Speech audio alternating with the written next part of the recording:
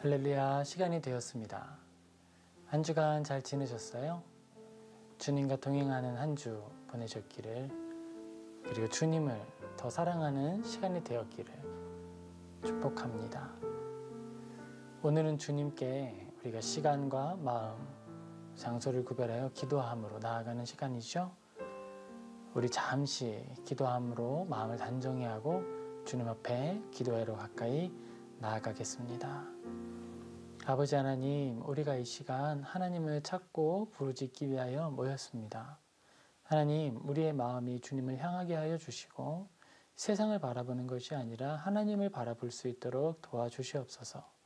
우리의 입술을 주장하사 할 말과 할 것을 가르쳐 주시고, 우리가 기도할 때에 나의 욕심을 따라 구하는 것이 아니라 하나님의 거룩한 뜻을 따라 기도로 간구하는 아름다운 시간이 되게 하여 주시옵소서.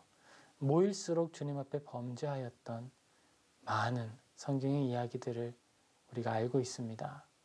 아버지, 우리가 하나님이 기뻐 받으셨던 그 순전한 예배, 아름다운 예배, 그 아름다운 기도 올려드리기를 소망하오니 이 땅 가운데 주님의 뜻을 드러내 주옵소서. 주님께 감사드리며 예수님의 이름으로 기도합니다. 아멘. 우리 찬양할 텐데요. 이 세상을 살아가는 동안에 우리 같이 찬양하겠습니다.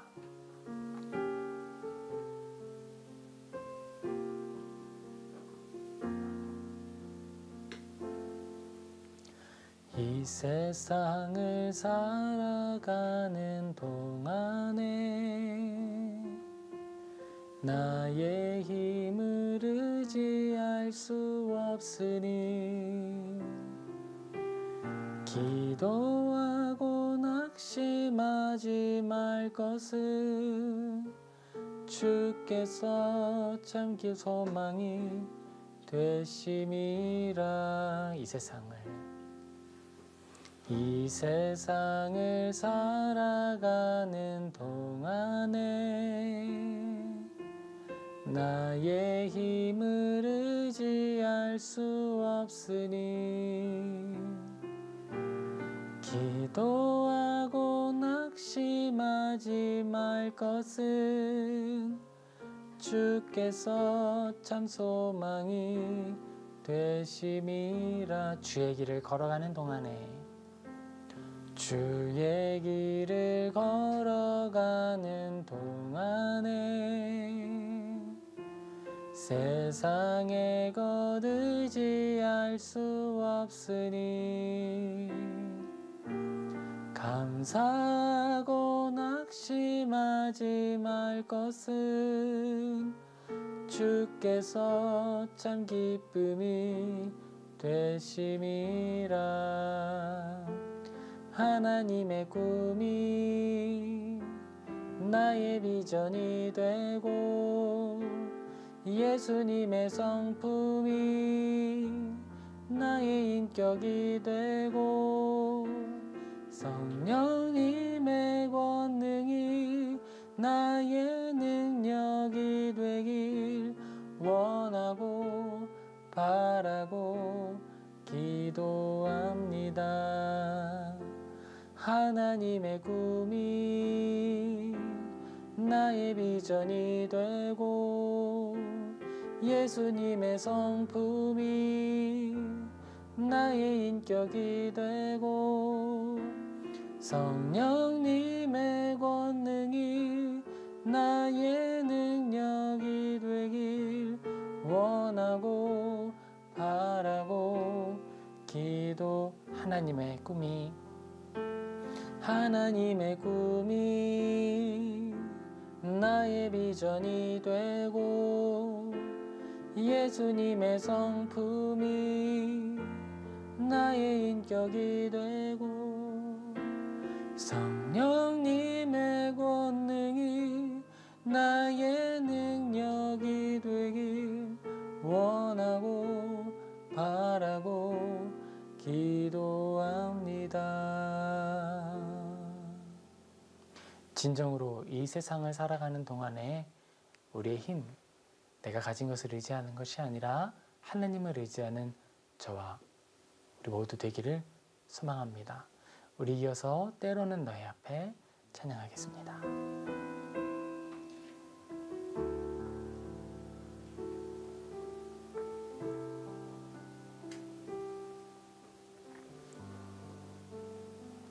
때로는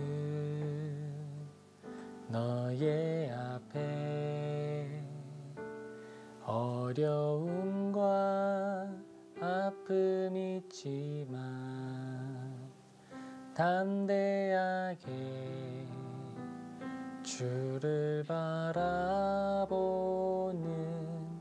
너의 영혼, 너의 영혼 우리 볼 때 얼마나 아름다운지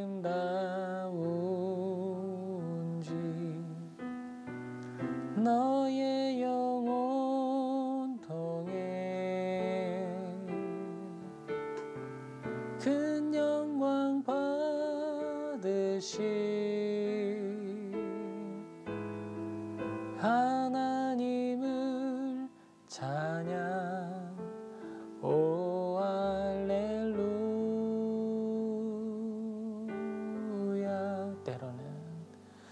때로는 너의 앞에 어려움과 아픔이 있지만 담대하게 주를 바라보는 너의 영혼,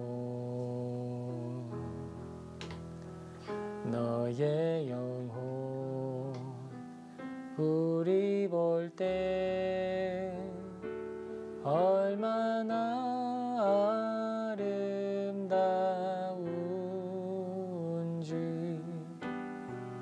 너의 영혼 통해 큰 영광 받으시 하나님을 찬양 오 할렐루야. 너의 영혼 통해 너의 영혼 통해 큰 영광 받으시 하나님을 찬양 오 할렐루야.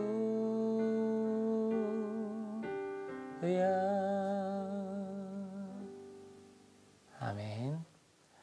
우리의 삶을 통해 우리가 기쁠 때, 영광을 누릴 때만이 아니라 어려울 때, 어려움과 아픔, 그 고난의 한 가운데를 지날 때에도 하나님은 영광 받으십니다. 우리 이어서 찬양할 텐데요. 내 영혼이 은총 입어 우리 같이 찬양하겠습니다.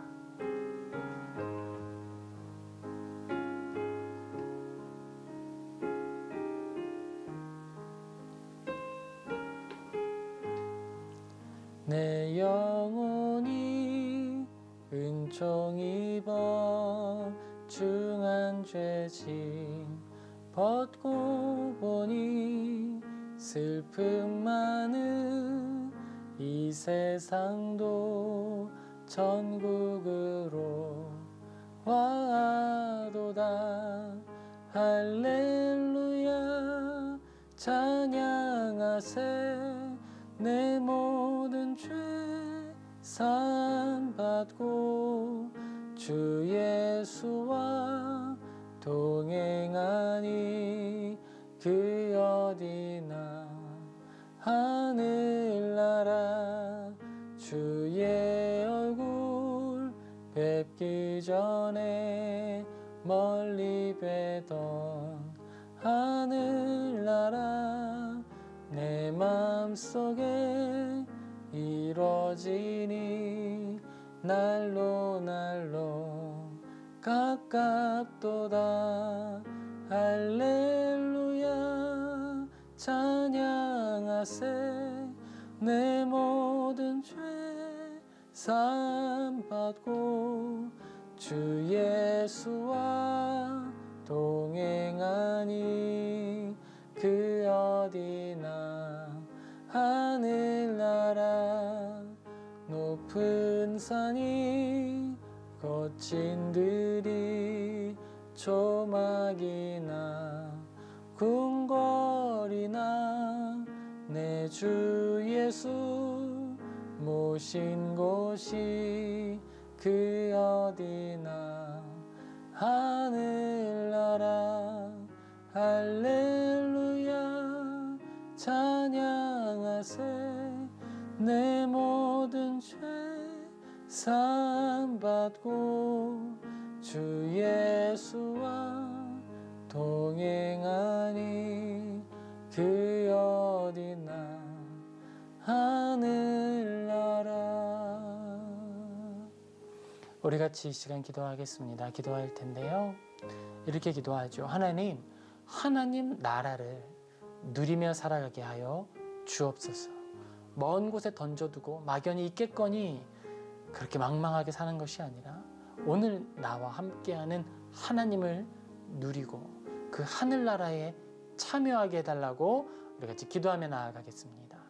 아버지 하나님, 우리가 이 시간 하나님의 나라에 참여하는 자로 나아갑니다. 우리가 말씀을 들을 때 정말 하나님께 속한 자로서 아름답게 살아가는 모습이 무엇인지, 그 영광이 무엇인지, 그 기쁨이 무엇인지 알 수 있도록 도와주시옵소서. 우리의 마음을 깊이 기경하여 주시고 말씀의 씨앗이 심겼을 때 잘 자라고 열매 맺을 수 있도록 영양분이 풍부한 기름진 마음밭이 되게 하여 주시옵소서. 아버지, 우리들이 주님이 아니고서는 아무것도 아닙니다. 그러나 주님이 우리와 함께 하신다면 우리는 모든 것을 할 수 있는 주님의 종이 됩니다. 아버지, 우리가 주님께 온전히 속한 자 되게 하시고 주님을 사랑하는 자 되게 하여 주옵소서. 주님께 감사하며 예수님의 이름으로 기도합니다. 아멘. 아멘. 자, 우리 오늘 같이 살펴볼 성경 본문 말씀은요, 출애굽기 23장입니다. 우리 출애굽기 23장 10절에서 13절 우리 같이 찾고 살펴보겠습니다. 출애굽기 23장 10절에서 13절 제가 봉독하겠습니다.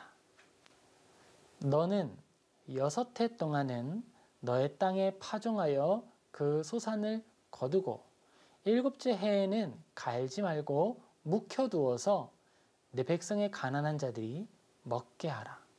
그 남은 것은 들짐승이 먹으리라. 내 포도원과 감람원도 그리할지니라. 너는 6해 동안에 내 할 일을 하고 7째 날에는 쉬라. 내 소와 나귀가 쉴 것이며 너의 여종의 자식과 나그네가 숨을 돌리리라. 내가 내게 이른 모든 일을 삼가 지키고 다른 신들의 이름은 부르지도 말며 너의 입에 들리게도 하지 말지니라. 아멘. 우리 오늘은 실로의 안식이라는 제목을 가지고 성경 말씀을 살펴보겠습니다. 우리가 살고 있는 이 시대, 우리가 여러 가지 말들로 표현할 수 있겠는데요. 무한경쟁 시대라는 표현, 우리가 너무 익숙하게 잘 알고 있죠. 번영과 어떤 성공, 확장 이런 단어가 잘 어울렸던 시대가 있었습니다. 80년대에서 90년대 있죠.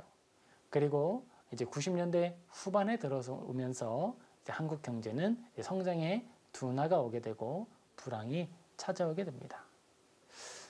그러면서 급격한 압축 성장을 경험했던 한국에 이제 여러 사람들이 등장을 하게 됩니다.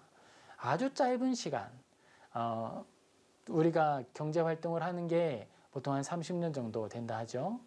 20살 중반부터 50살 중반, 60살까지 경제 활동한다 했을 때 무려 번영기와 그 다음 세대, 위축된 경제를 바라보면서 성장했던 사람들, 그리고 완전히 성장 가능성이 보이지 않는 그런 저성장의 시대를 살아가는 사람들이 함께 어울려서 하나의 사회를 이루고 있습니다.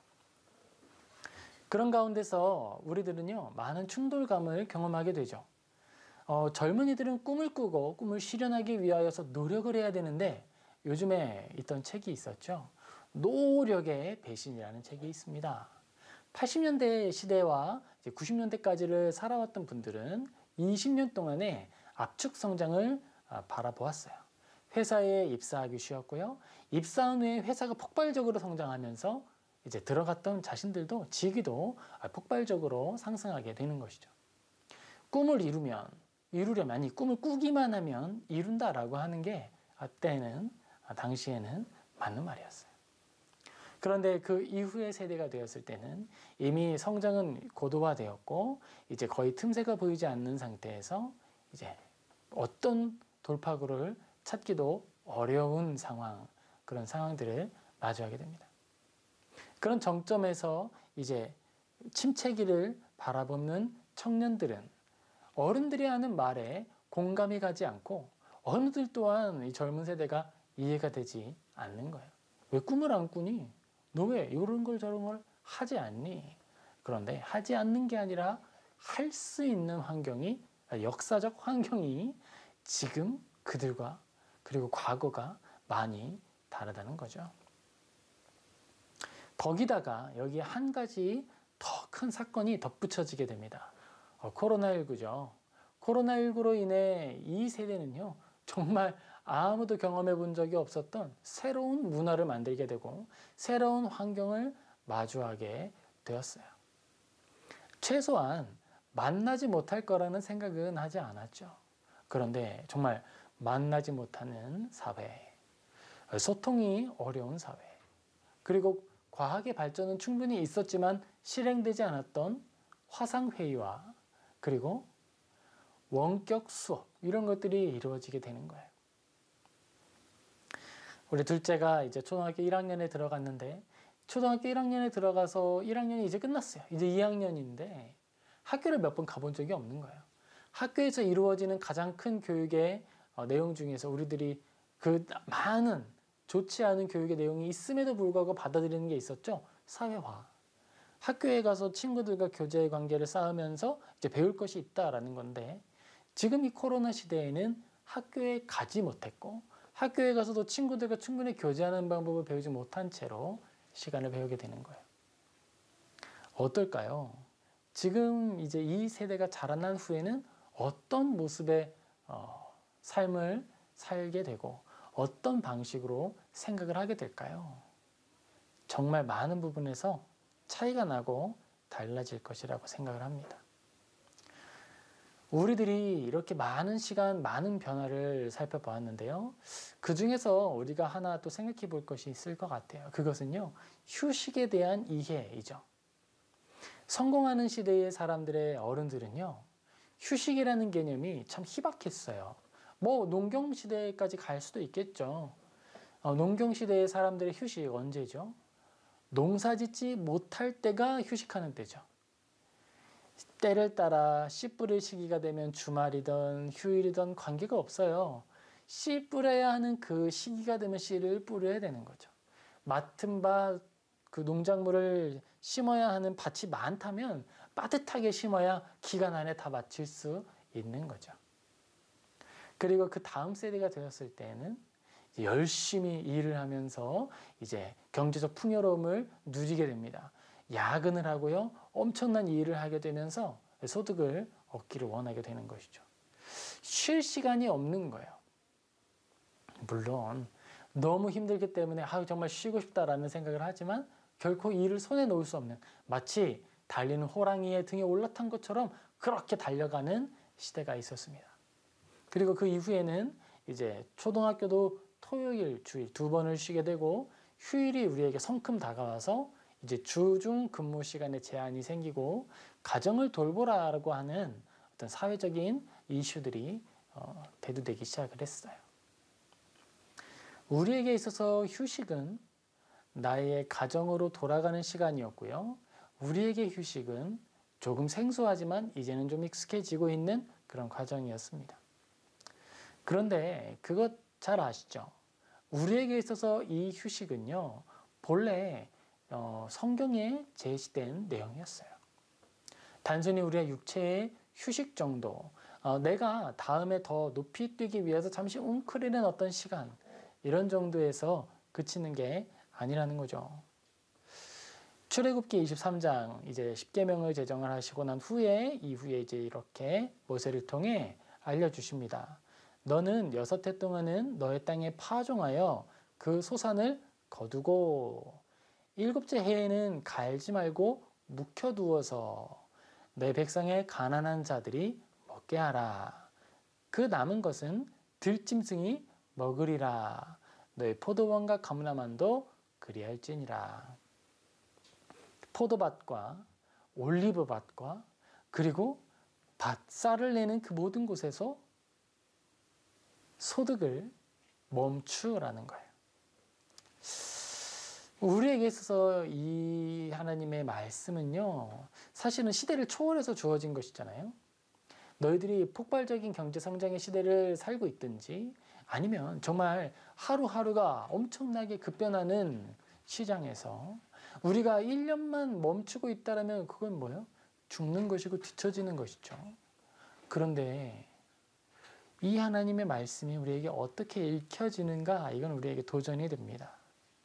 6해 동안은 땅에 파종하여 그 소산을 거두라. 이 정당한 경제활동과 노력에 대해서 하나님은 모르시는 분이 아니에요. 성경은 말하죠. 우리의 필요를 이미 아신다라고 하십니다. 다만 우리에게 있어서는 일용할 양식만을 구하라고 또한 말씀을 하시죠. 출애굽기에서 말하고 있는 너는 6해 동안에는 너의 땅에 파종하여 그 소산을 거두라 하는 이 말은 목적이 아닙니다. 수단이 되어요. 여기에서 우리가 생각해 볼 것이 있습니다. 6해 동안 수고하는 것이 무엇을 위한 행동인가 라고 할 때에 11절이 그 답이 됩니다. 7째 해에는 갈지 말고 묵혀두어서 너의 백성의 가난한 자들이 먹게 하라. 7째 해에는요, 갈지 말래요. 이것은 뭐죠? 밭에 씨를 뿌리지 말라는 거예요.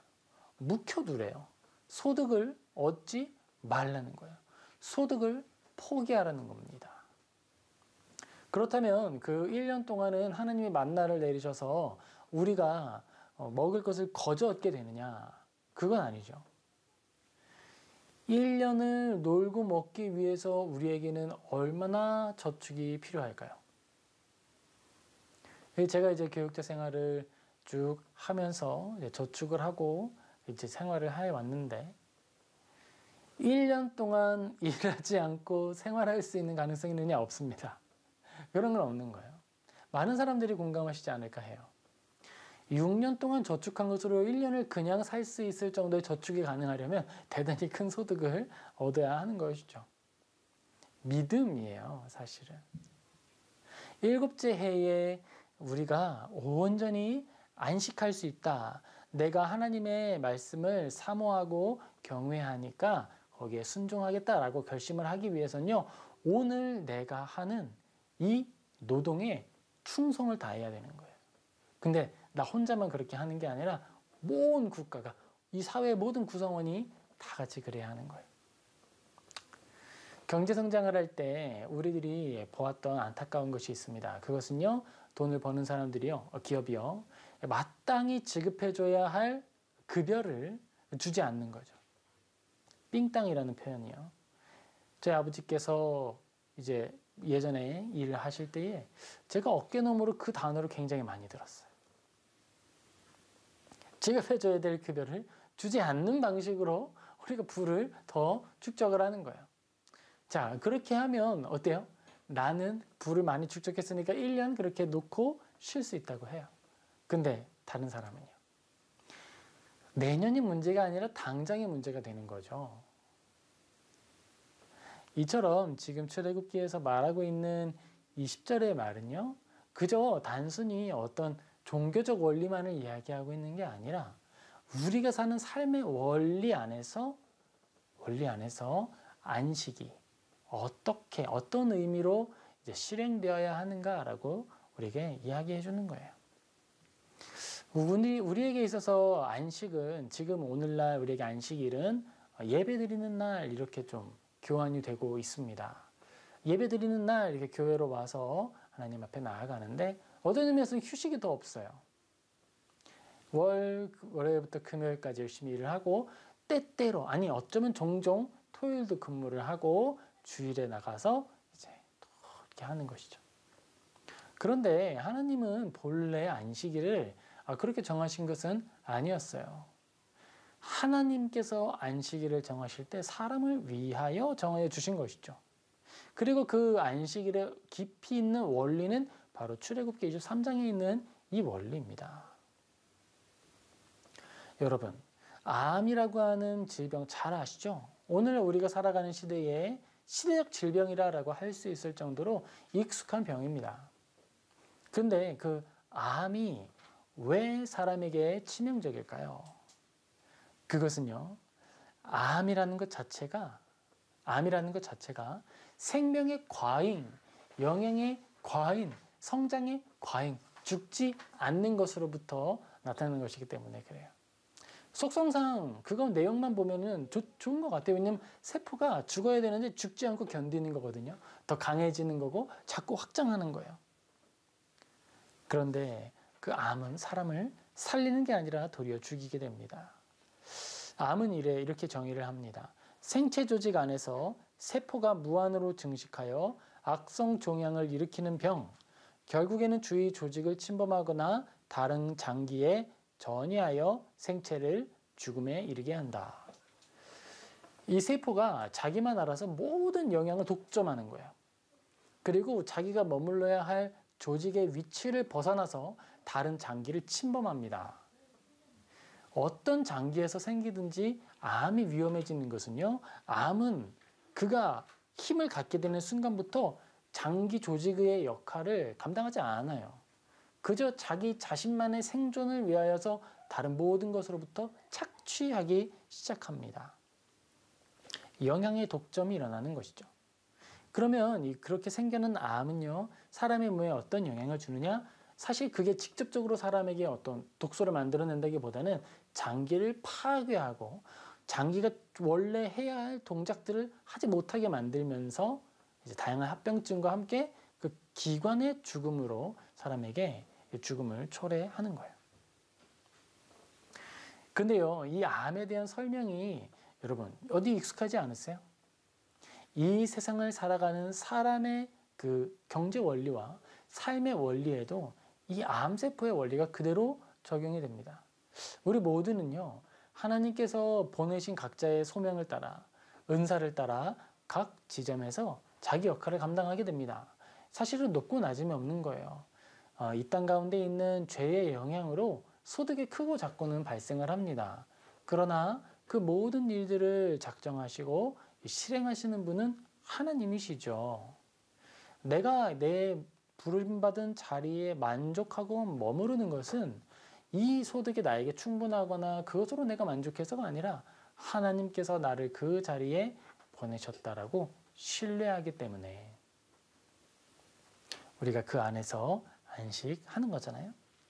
그런데 사람들에겐 어떤 욕구가 있냐 하면 끊어지지 않는 이 소득과 나에게 있는 것을 감사하기보다는 없는 것에 집착하는 욕망의 죄가 있습니다. 그래서 결국 어떤 일이 벌어지죠? 경제가 함께 막 성장할 때 그럼 모든 사람이 함께 그 부를 다 누렸느냐? 양극화가 생겨나게 되는 거죠. 이 조직은요, 이 우리 몸의 안에 있는 심장이나 이 장기 조직들은요, 그것만 따로 떼놓는다고 해서 그게 혼자 살아날 수가 없는 거예요. 모든 기관들이 상호작용을 하고 서로 각자의 역할에 충실할 때 건강하게 생존할 수 있습니다. 사람도 마찬가지예요. 사람도 모든 영역의 사람들이 각자 맡은 역할을 건전하고 성실하게 수행할 때 이제 모두가 건강할 수 있는 것이죠. 그런데 그 안에 사람의 욕망이 자극하고 사람의 욕망이 우리를 미치게 만들어서 올바른 판단을 하지 못하게 만듭니다. 무한으로 증식하는 거예요. 그래, 내가 지금 가지고 있는 권한과 권리, 이걸 내가 더 확장한다면 내가 다른 사람의 소득을 조금 더 취할 수 있겠구나. 내가 이렇게 취해 온다고 해도 나에게 책임을 물을 수 있는 사람이 전혀 없구나라고 하는 걸 느낄 수도 있는 거예요. 결국 다른 주위 조직을 침범하거나 다른 장기, 나의 이웃에게 있어서 가야 할 영양분을 내가 다 독점하게 되는 거예요. 암세포가 되었죠. 그리고 어떻게 됐어요? 커졌어요. 그렇게 커진 암세포는 어떻게 해야 되죠? 도려내는 수밖에는 없는 거예요. 하나님께서 출애굽기를 통해 우리에게 알려주시는 것은 절제의 원리입니다. 너는 6해 동안은 너의 땅에 파종하여 그 소산을 거두고 6해 동안의 수고함은 7째 해에 풀어놓음, 자유로움, 내려놓음, 비워냄을 위하여 존재하는 6날 동안의 수고라는 거예요. 마지막 7해에는 묵혀두어라. 이건 뭐예요? 버려라 라는 거예요. 손에 쥐을 수 있는 소득을 포기하라고 하는 겁니다. 그런데 그 포기된 소득을요, 그냥 버려지는 것이 아니라 어디에 사용되죠? 너의 백성의 가난한 자들이 먹게 하라. 그 땅 가운데 살아가고 있는데 스스로의 노력이나 자기가 가진 것으로는 도저히 생계가 어려운 사람들은요, 이 땅 가운데 그 쉬는 시간 가운데서 뭘 하는 거예요? 그의 필요한 것을 얻을 기회를 얻는 거예요. 그리고 또 뭐 하죠? 그렇게 그냥 사람에게만 주고 끝나는 것이 아니라 그냥 어느 정도 너의 양심이 채워질 때까지 구제하는 정도로만 끝나는 게 아니라 들짐승까지 먹이라. 너의 소유, 내 밭이잖아요. 내 밭에서 난 내 소유가 들짐승의 먹이가 되는 걸 눈뜨고 보라는 거예요. 나에게 주어져야 할 마땅한 재산이 부어지는 것을 바라보라는 거예요. 12절 너는 6해 동안에 너의 이 일을 하고 7째 날에는 쉬라. 내 소와 나귀가 쉴 것이며 내 여종과 자식과 나그네가 숨을 돌리리라. 그런 사람들이 있습니다. 이제 사람과 함께 협업을 하죠. 어떤 일을 같이 하기 위하여서 동역자를 불러요. 그런데 동역자를 같이 불렀는데 이 사람이 가만히 앉아 있으면 꼴보기가 싫은 거예요. 그냥 손해보는 것 같은 거지. 내가 지금 동역으로 나와 함께 이 일을 하자고 내가 이만큼의 상당한 것을 제공하고 같이 있기를 원하는데 그렇게 앉아만 있고 심지어 책을 펼쳐 본다고 해보세요. 얼마나 눈꼴 쉬는 거예요. 견디지 못하겠는 거예요. 내 소득이 탈취당하는 것 같은 느낌을 겪으면서 마음의 미움이 솟아나면서 그때부터 산을 옮기기 시작합니다. 자, 이 산을 깎아 이쪽으로 옮기고 이 산을 깎아 이쪽으로 옮기고 그 일이 필요해서 하는 게 아니라 그거라도 하지 않으면 도저히 아까워서 견딜 수 없으니까. 그런데 출애굽기 23장에서 뭐라고 하는 거죠? 너는 6해 동안에 너의 일을 하고 7째 날에는 좀 쉬어라. 그때에는 소가 쉴 것이다. 나귀가 쉴 것이다. 너의 여종의 자식과 나그네가 숨을 돌리게 될 것이다. 이 뭐예요? 함께 살게 될 거라는 거예요. 이게 단순히 어떤 경제의 원리 안에서 저 사람이 열심히 일하지 않으면 이 기업에 손실을 끼치고 이 기업에 손해가 나고 내가 급여를 주는데 급여를 준다는 건 저 사람의 시간을 사는 건데 저렇게 풀어놓으면 내가 뭔가 많이 잃어버리는 것처럼 생각을 하는데 이제 그런 식으로 관점을 가지지 말고 함께 살아가는 우리 각 기관으로 생각을 하고 각 장기들이라고 생각을 하라는 거예요. 심장이 말합니다. 어떻게 이럴 수가 있어. 나는 1년 365일 한 번도 쉬지 않고 뛰는데 머리는 내가 봤을 때 일을 안 해. 머리는 피만 많이 먹고 일을 안 해. 생각이 없어. 일을 안 해. 움직임이 없어. 그리고서 심장이 뇌한테 막 뛰라고 압박을 주면 어떻게 될까요? 제대로 된 생명 활동을 할 수가 없겠죠. 결국 모든 게 다 죽게 되는 거죠. 손이 이야기합니다. 나는 섬세하게 이런저런 일들도 하고 연주도 하고 많은 일을 할 수 있는데 발은 넌 뭐야? 굼뜨고 더디고 느리고 단단하기만 하고 제대로 느끼지도 못하고 굳은 살도 많이 있고 뭘 하는 게 있어? 라고 말한다면 어떻게 되겠어요? 지체가 그 안에서 서로 충돌하면 생명을 이룰 수가 없는 것이죠. 자, 그러면 어떻게 그 모든 것들이 조화를 이룰까라고 할 때에 오늘 출애굽기 23장이 우리에게 답을 주는 거예요. 함께 살아가는 원리에 대하여서 이야기를 하고 있습니다. 우리가 이 땅을 살아가는데 정말 수고롭죠. 우리가 소득을 얻고 또 제가 자녀가 셋 있는데 자녀들, 제가 닭을 한 마리 시켜서 우리 둘째와 셋째가 집에 있었어요. 첫째는 없고 둘째와 셋째가 얼마나 닭을 먹나 한번 보려고 닭을 한 마리 시켜서 둘 사이에 놓고 전 지켜봤어요. 얼마나 먹는지를 봐야 그 다음에 이제 주문을 얼마나 하면 좋을까 생각을 해볼 거 아니에요. 둘이서 한 마리를 먹는 거예요. 저는 씹다 뱉은 치킨을 먹었습니다. 그런데 우리가 이렇게 재정적인 활동을 열심히 해야 하는 상황이 됐다는 거예요. 자녀들이 얼마나 많이 먹고 잘 먹고 먹는 걸 보면 얼마나 뿌듯합니까? 그럼 계속 그것을 누리기 위해서 우리는요, 소득은요, 필요한 것이죠. 필요한 거예요.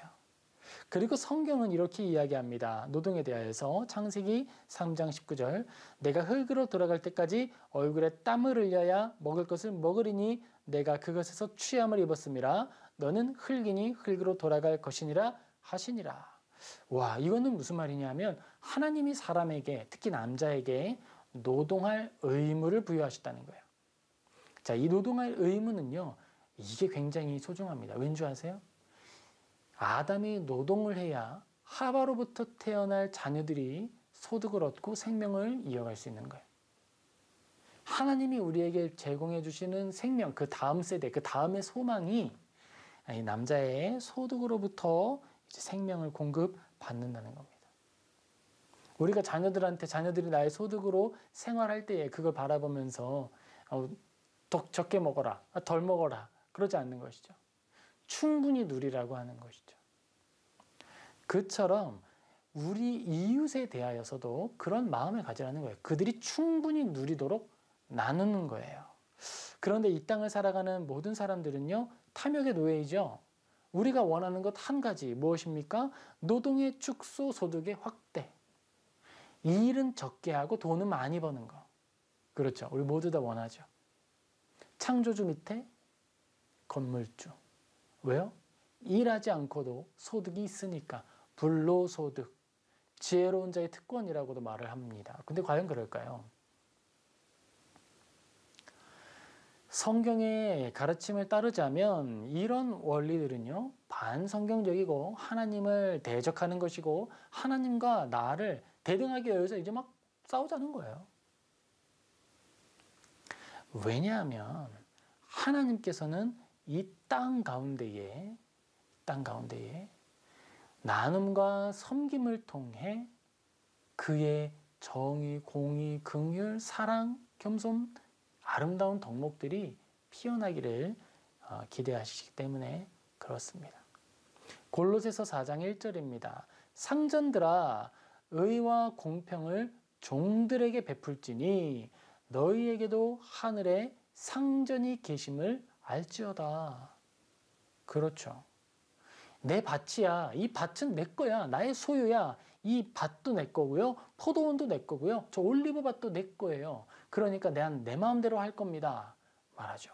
그런데 하나님이 출애굽기를 통해 말하는 거예요. 약속의 땅을 주기로 한 것은 나 하나님이다. 그리고 이 땅의 모든 지면에 있는 것은 누구로부터 왔어요? 이 지면의 모든 것들, 심지어 나의 존재조차도 하나님께로부터 왔죠. 내가 나된 것을 스스로 빚어내거나 만들어낸 것이 아니고 우리가 인식하고 내가 나를 이해하기 시작하는 순간부터 나는 육체를 이미 가지고 있었고 나에게 모든 환경들이 주어져 있었어요. 나의 재능조차도 그래요. 내가 어디서 얻어낸 것이 아니고 나에게 주어진 것이 개발되어서 더 탁월해지고 있는 거예요. 그 모든 것의 출처에 대하여서 이야기하는 것이죠. 상전들아 의와 공평을 종들에게 베풀 때니 너희에게도 하늘의 상전이 계심을 알지어다. 지금 출애굽기를 통해 이스라엘 사람들에게 하나님이 주시는 것은 바로 이 인식이에요. 피조물의 자리를 확인하는 것이고 우리가 머물러야 할 자리를 아는 거예요. 그리고 그 비워냄을 통해서 나의 이웃이 머물 자리를 확보해 주는 거예요. 자, 우리의 몸 중에 심장이 되게 중요한 기관이죠. 심장이 이렇게 말합니다. 이 몸에서 내가 제일 중요하니까 나는 이 몸 전체, 내가 좀 자리를 넓게 차지하거든. 이 몸 전체에 내가 좀 있어야겠다. 그리고서 간을 밀어내고 폐를 밀어내고 다른 장기들을 다 밀어냈다고 합시다. 그렇게 되면 건전한 생활, 건전한 육체를 이룰 수 있을까요? 심장 비대증에 걸려서 이제 심장이 더 이상 뛸 수가 없는 거예요. 가장 적합한 크기로 그리고 적합한 위치를 누가 정하셨어요? 내 심장의 위치를 내가 설계한 거 아니죠. 하나님께서 우리의 심장의 위치를 가장 적절하게, 가장 소중한 것이 가슴뼈로 인해 보호받고 적절한 크기, 그 작은 크기인데 그럼에도 불구하고 힘차게 뛰어서 온몸에 혈액을 공급하죠. 어떤 사람들은 그런 거예요. 많은 소득을 얻습니다. 많은 소득을 얻는데요. 많은 소득을 내 걸로만 하는 게 아니에요. 심장이 그가 가지고 있는 피를 다 내 거라고 내 소유라고만 할 수 있습니까? 아니죠. 흘려보내는 게 그의 사명이었죠. 그 역할을 하는 거예요. 심장이 누릴 심장의 몫의 그 혈액은요. 사실 얼마 안 되는 거예요. 심장을 둘러싸고 있는 혈관을 통해 제공되는 영양분이 전부이거든요. 나머지는 다 누구를 위해 나누는 거예요? 다른 기관들을 위하여 나누어 주는 거예요.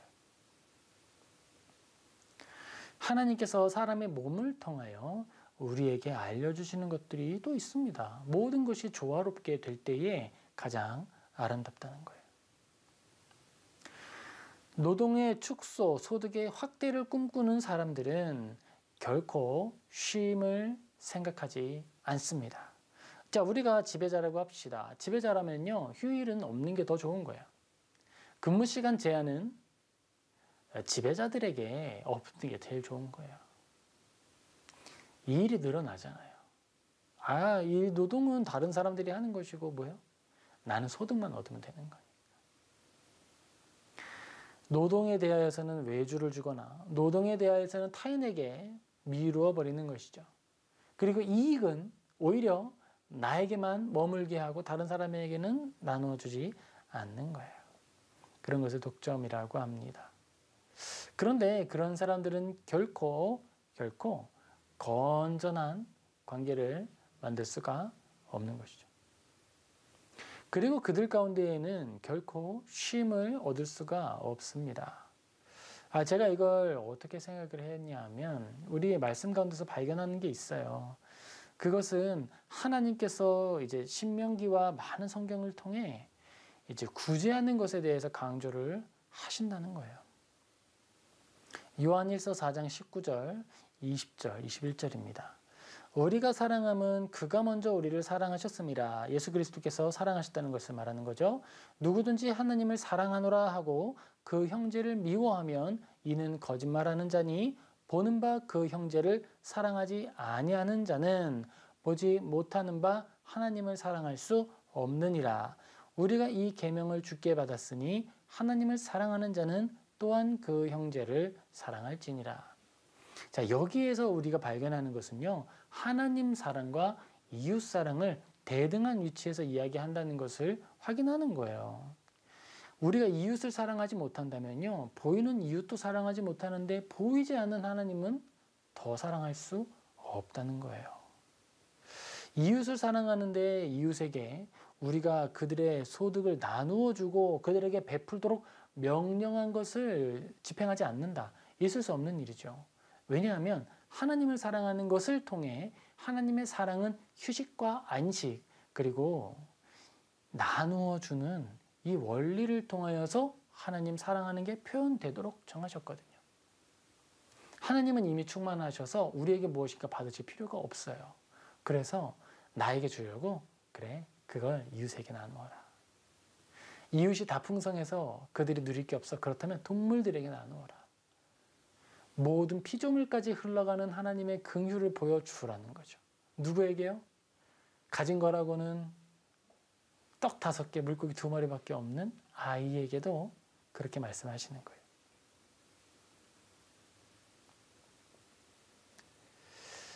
예수님께서 우리에게 주시는 그 원리는 사람이 사람으로 머물고 사람이 종양과 암처럼 변하지 않도록 하는 은혜입니다. 우리가 나의 것을 많이 취하여서 만족감에 도취될 때에 우리는 어떤 사람이 되죠? 탐욕에 빠진 자가 되고 경건하지 않은 자가 되는 거예요. 하나님께서 우리에게 주신 모든 명령을 따라 지킬 때 우리는 하나님께서 우리에게 원하시는 본래의 뜻이 무엇인지, 그리고 예수 그리스도께서 그의 모든 것을 우리에게 부어주신 그 사실이 얼마나 값진 것인지 아주 그 그림자만큼 아주 작은 파편의 일부를 조금 더 이해하게 되는 것입니다. 우리들은 많이 가짐으로써 자유로운 것이 아니라 잘 나눔으로써 자유로울 수 있습니다. 그리고 우리는 내가 가진 마음의 소원보다 많은 소득으로 인해 행복한 것이 아니라 내가 나에게 주어진 그것에 감사하고 그 안에서 나눔을 실현한 것을 통해 기쁨을 누리는 거예요. 우리가 출애굽기에서 나타난 6해 동안은 너의 땅에 파종하여 그 소산을 거두고 7째 해에는 갈지 말고 묵혀두어서 가난한 자, 들짐승이 먹게 하라. 이 말을 집행하는 것은 하나님을 신뢰하는 것이고 나의 삶의 이 팍팍함을 하나님을 향한 그 신뢰로 이겨내는 거예요. 그리고 우리가 그렇게 살아낼 때에 하나님은 우리의 모든 일들을 또한 감당해 주실 줄 믿습니다. 하나님이 우리를 이 땅 가운데 내버려 두시고 자녀 없는, 부모 없는 자녀처럼 살게 하지 않으시기 때문이죠. 우리는 하나님의 일을 하고 하나님은 우리의 일을 하십니다. 우리 모두 나를 사랑하시는 하나님을 신뢰함으로 그의 아름다운 법을 지키고 그 법을 지킴으로 나만 기쁜 것이 아니라 나와 이웃 함께 기쁘고 주님을 기뻐하는 복된 삶 사시기를 주님의 이름으로 축복합니다. 아멘. 우리 같이 기도하겠습니다. 사랑과 은혜가 충만하신 아버지 하나님, 우리가 이 시간 하나님께 감사를 드립니다. 무한 경쟁 시대, 많이 가지는 것이 미덕인 시대를 살아가는 우리가 덜어냄으로써 기쁨을 누린다라고 하는 이 진리는 오직 성경을 통해 발견합니다. 모든 것의 근원이신 하나님께서 우리에게 허락하신 이 모든 것, 그것이 내게 있어야 할 줄 아시는 하나님의 은혜임을 고백합니다. 또한 주님, 이 모든 것을 주신 주님께 감사하는 마음으로 우리가 나누고 베풀 때 또한 주님이 그 나눔을 기뻐 받으시고 그 나눔을 통해 다른 생명들이 더 살아나게 하실 줄을 신뢰합니다. 아버지 하나님, 우리가 채우는 기쁨만이 아니라 비워내는 기쁨을 또한 알게 하여 주시옵소서. 하나님을 누림으로써 내가 모든 것을 이미 가진 자임을 감사할 수 있도록 믿음의 눈을 뜨게 하여 주옵소서. 주님께서 우리의 삶을 주장하시고 인도하시고 충만케 하시며 돕고 섬기는 자로 사용되게 하심에 깊이 감사드리며 이 모든 것 우리 주 예수 그리스도 이름 받들어 간절히 기도합니다. 아멘. 아멘. 우리 같이 찬송하고 또 기도하겠습니다. 우리 찬송할 텐데요. 이 세상을 살아가는 동안에 찬양하고 우리 같이 기도하겠습니다.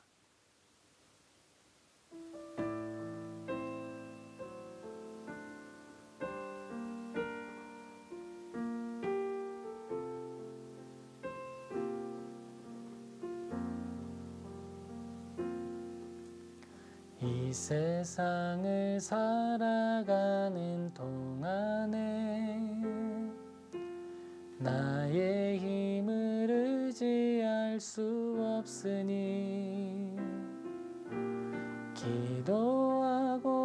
낙심하지 말 것은 주께서 참 소망이 되심이라.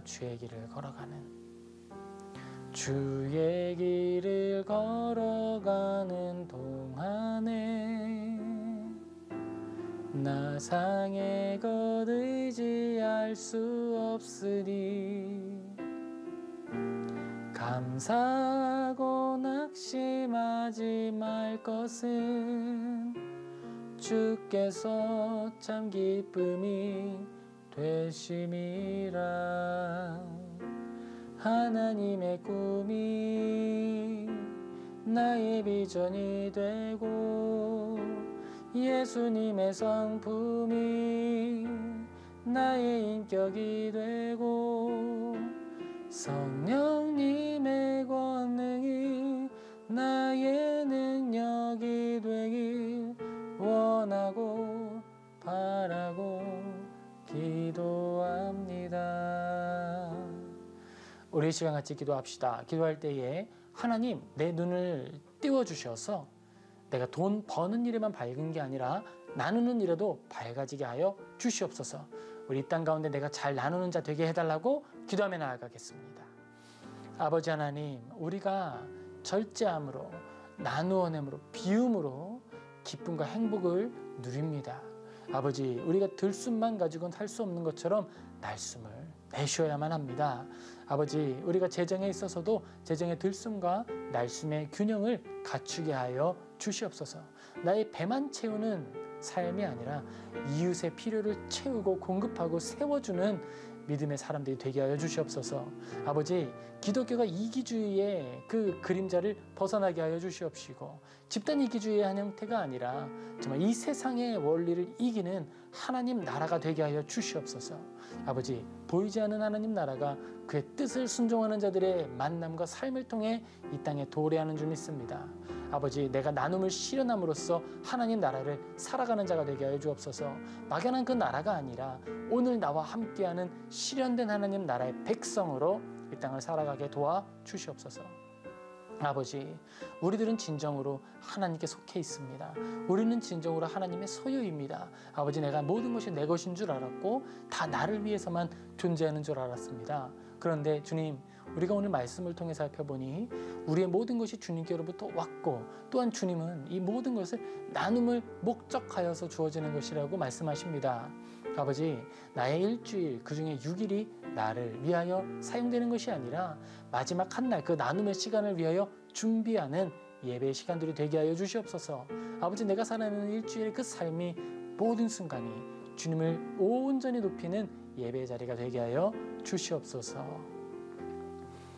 우리 한 번 더 기도하겠습니다. 우리 한 번 더 기도할 때에는요, 이 땅 가운데 섬김이 필요한 많은 사람들이 있고 기관이 있습니다. 정말 연약하고 도태되고 사회에서 인정받지 못하는 사람들을 돕는 사람들이 있는 것이고 또 그런 분들이 실제로 존재하시는 것이죠. 우리 그분들을 위해서 기도할 때에 하나님, 그분들을 우리가 찾게 하시고 또 이 기도할 때 주님 흘려보내게 해달라고 우리가 주여 한번 부르고 기도하겠습니다. 주여, 주님, 우리가 주님을 참 사랑합니다. 아버지, 우리가 주님을 사랑한다고 고백하면서 인색하지 않도록 도와주시옵소서. 내가 하나님을 정말 사랑하는 만큼 긍휼한 마음이 풍성하여서 정말 기쁜 마음으로 베풀게 하여 주옵소서. 주님께서 우리에게 허락하여 주신 이 눈이 밝은 그때에 내가 돈을 버는 일에만 밝은 것이 아니라 다른 이웃의 빈 그릇을 찾는 일에도 밝아지게 하여 주시옵소서. 그리하여 내가 많이 있고 그들이 없는 것에 우월감을 느끼는 것이 아니라 마땅히 비워냄으로써 균등함을 이룰 수 있도록 도와주시옵소서. 아버지, 우리들은 하나님의 뜻 안에서 나눔과 섬김, 감사를 통해 이 땅 가운데 균등하게 하심을 믿습니다. 아버지, 내가 우리의 이 세상을 살아가는 심장의 역할을 하게 도와주옵소서. 이 혈액이 다 나의 것이 아니라 다른 기관들의 것임을 내가 인정하고 마땅히 흘려보냄으로써 더 귀하고 값진 건강함을 누리게 하여 주옵소서. 이 모든 육체가 강건하여져서 하나님께 영광 돌리는 놀라운 기적을 목도하게 하여 주시옵소서. 아버지 하나님, 우리가 지금 이 땅을 살아가고 있습니다. 길 위의 교회가 지금 이 자리에 머물러 있습니다. 심장의 역할을 감당하게 하여 주시옵소서. 계속해서 흘려보낼 수 있도록 능력을 공급해 주시고, 우리가 계속 도울 때에 도움을 받는 이들, 그 모든 이들이 살아나고 위로함을 얻고 하나님께 영광 돌리는 능력과 복음의 역사가 나타나게 하여 주시옵소서. 아버지, 진정으로 우리가 주님을 신뢰합니다. 나는 미력하고 내가 가진 것은 적으나 일하시는 하나님은 전능하시기에 우리가 작은 것을 나누되 감사할 수 있습니다. 주님, 일하여 주옵소서. 일하여 주옵소서. 만져주시고 만나 주옵소서. 아버지께서 우리의 삶을 주장하여 주시옵소서. 우리 마지막으로 기도하겠습니다. 마지막으로 기도할 때에는요, 우리 내면에 나의 믿음을 두고 기도합시다. 하나님, 나에게 믿음을 주셔서 나의 믿음이 현재 주어진 자리, 그 자리에 감사하는 믿음이 되게 하여 주시옵소서. 종의 자리로 부른 자, 연약한 자의 자리로 부름받은 자, 어떤 이는 높은 자리에 있는 자, 그 모든 것이 주님의 영광을 위하여 주어진 것임을 신뢰합니다. 우리 이렇게 기도할까요? 주님, 믿습니다. 신뢰합니다. 우리를 인도하여 주옵소서. 같이 주여 한번 부르고 기도하며 나아가겠습니다. 주님, 하나님 신뢰합니다. 하나님을 신뢰합니다. 하나님을 신뢰합니다. 아버지, 우리를 가정에서 교회를 세우도록 불러주심에 감사를 드립니다. 눈에 보이는 영광을 쫓는 것이 아니라 그저 하나님께 순전한 예배 드리기를 소망하게 하신 것도 감사를 드립니다.